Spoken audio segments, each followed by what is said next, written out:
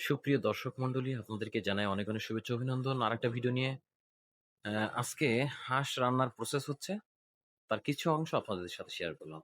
Basically পাতিহাঁস, রাজহাঁস বা অন্যান্য যে সকল হাঁস আছে, সেগুলো যদি প্রসেস করতে হয় অবশ্যই আপনাদেরকে প্রথমত গরম পানিতে হালকা একটু ভিজিয়ে নিয়ে লোমগুলো তুলতে হয়। পরবর্তী ছোট, ছোট যে লোমগুলো থাকে সেগুলো আবার আকার আগুন দিয়ে মনে করেন সুন্দর করে পুড়িয়ে নখ দিয়ে তৈরি করতে হয় বা উঠাইতে হয়। পরবর্তী যখন পরিষ্কার হয়ে যায় তখন নাড়িভুড়ি এবং অন্যান্য যেসব আপনার খারাপ জিনিস আছে সেগুলো বের করে সুন্দর করে মাংসে পরিণত করতে হয়। ভিডিওটা দেখলে বুঝতে পারবেন। আমরা ছোট, ছোট পিস করছি।